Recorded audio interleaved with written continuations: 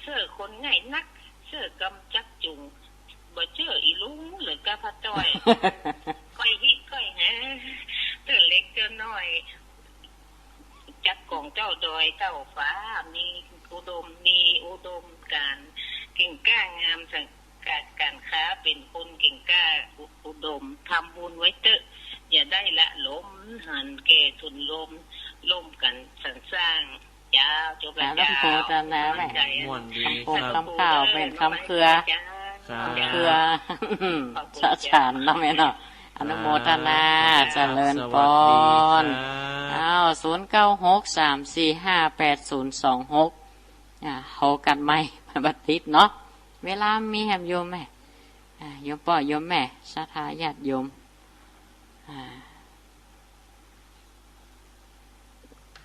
0963458026เดี๋ยวจบรายการเสร็จก็จะได้สวดมนต์ทำวัดเห็นสักกรรมหนึ่งพระเน้นเขาแล้วก็จะได้เวียนเทียนดีพระธาตุเจดีย์วันนี้เป็นเก้าเปงเนาะญาติโยมเป็นวันพระตัวพระใหญ่พระหลวงเจริญปอนธรรมะสวัสดีเนอะกราบเลยสาท่านพระครูเจริญปอนโอ้แม่น้อยสุขสบายเจริญปอนนะแม่เนอะนั่งฟังธรรมเนาะปัจจานนะแม่ใครไปจะจ่ายไปบ่ได้เนาะมาเป็นยักษ์ยกเมื่อไหวไปเมื่อช้าหนูโมทนาบุญก็ได้ละแม่เจ้าแม่ก็ยกมือไหว้มือสาวนั่นน่ะน่ะเจ้าโอ้ยเสียดายขนาดก่อนนี้แข่งข่าวนี่ไปหมดอ่ะแม่น่ะงานใดงานนั่นเนาะเพราะตอนนี้เขาก็รักษาสุขภาพเขาก่อนแม่อย่างน้อยเขาก็ได้ไปทำแล้วอย่างน้อยเขาก็ได้ไปหลายที่หลายตังมันไปกินไปทานเขาก็ได้ไปละมันก็ยังใครไปอยู่ใครไปอยู่ท่ะถึงวันนี้ถ้าแบบนี้ธรรมะนี่แม่ตายแน่ๆเลยนี่ธรรมะเขาช่วยได้ไหมจ้ะตายแน่ๆคือกำลังใจท่านพระครูก็นั่งในเด้อนุโมทนาแม่ไปฟังกันไปเจริญพรธรรมะสวัสดีตอนนี้ตังแม่ไหลโทรมาเจริญพรนะแม่พระอาจารย์เจ้าน้องมาไปเนอะครับสวัสดีครับไปหม่นขนาดเนาะโต๊ะแต่โต๊ะ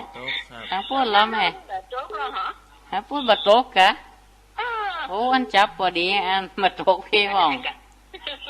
มันโต๊ะน้อยเดียวลงแล้วมันโผล่อาหารแล้วกำเดียวมันโต๊ะนะโต๊ะไม่หาบ้านแล้วมันโต๊ะอันนี้น้ำไหลลั่งไงแม่กลางคลองวัดนะโต๊ะเหมือนน่ะดีละตังเพ่เปลี่ยนกันท่องน่ากรรมอาจารย์ผู้ไหนไงศรัทธาสงฆ์ในตอนตังบนสงฆ์น้ำต่อคนกับกันมากะพอสมควรก็มาแต่เจ้าอ่ะแม่ล่ากับพรกับไปอย่าไปก้าแม่หันละก้าไม่ลาพรกันนี่ไม่ใช่หันพระธาตุหันพระธาตุกองไม่ใช่ไปว่าสาธุเนอะแม่ไม่ได้ไปเนาะแต่โอกาสหน้าก็มาใหม่การหน้าก็มาห่วมกันอันถ้าอาจารย์มากันนี่กันเดือนเอา3เพลงนั่นเนาะแม่วะนั่นแน่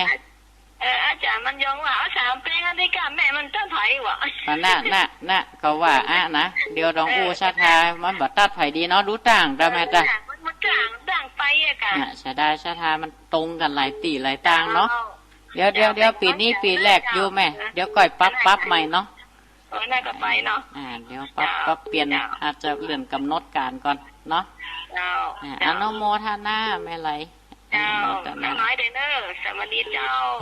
ขอบคุณครับสวัสดีครับสวัสดีอาจารย์เนอะธรรมะสวัสดีอยู่ดีมีสุขแม่ศรัทธากุศลโดยเจริญปอนสายต่อไปจากทางได้โยมแม่จากกระจกอำเภอ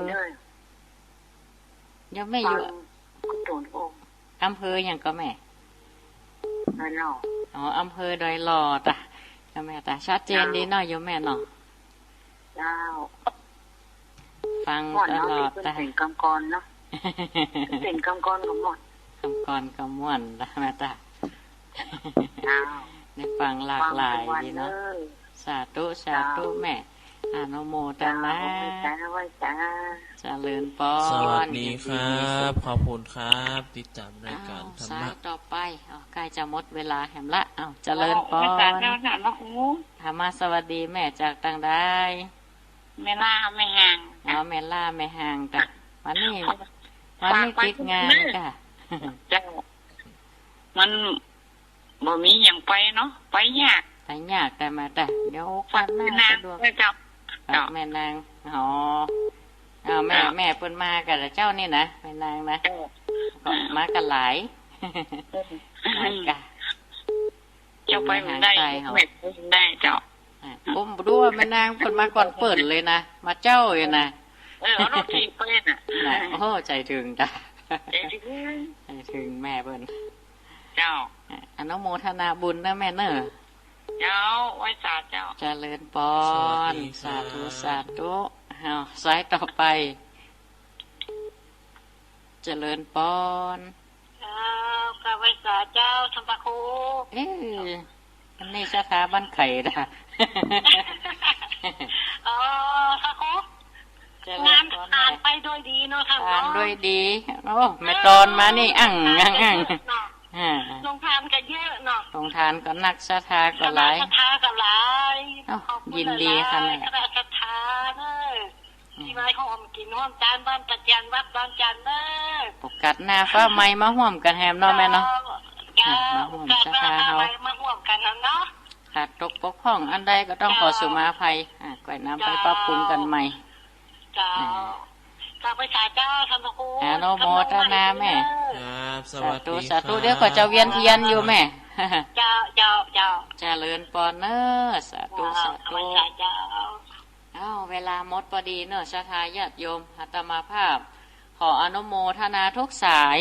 ศรัทธากูคู่กูคนติดตามมาฟังรายการธรรมะบันเทิงใจ1 รูปกับแหม1 คน ครับ ของในกับอาตมาภาพทุกๆวันจันทร์วันอังคารวันจันทร์หน้าเรามาฟังกันต่อวันจันทร์อังคารหน้าตอนนี้ก็พอสมควรแก่เวลาแล้วเนาะจะได้พักเบรกรายการพักเบรกพักไว้เพียงเท่านี้เดี๋ยวก็จะได้ไปสวดมนต์ทำวัดกรรม ครับ จะได้เวียนเทียนตัว จะ ก็ พระธาตุ ขออำนวยอวยพรเพื่อศรัทธาญาติโยมเฮาอยู่ดีมีสุขเหมือนกันกูคู่กูคนก็ขอทุกท่านสุขกายสบายใจไปทางใดก็แคล้วคลาดปลอดภัยเดินทางใกล้ๆก็ปลอดภัยมีจุกมีใจเหมือนกันกูคู่กูคนการแสดงพระธรรมเทศนาในโอกาสวันนี้ก็ โยมทั้งหลายติดตามและฟังรายการของท่านมีความสุขความเจริญเนอะจัตตารโอธรรมาวัฏันติอายุวโนสุขังพระลัง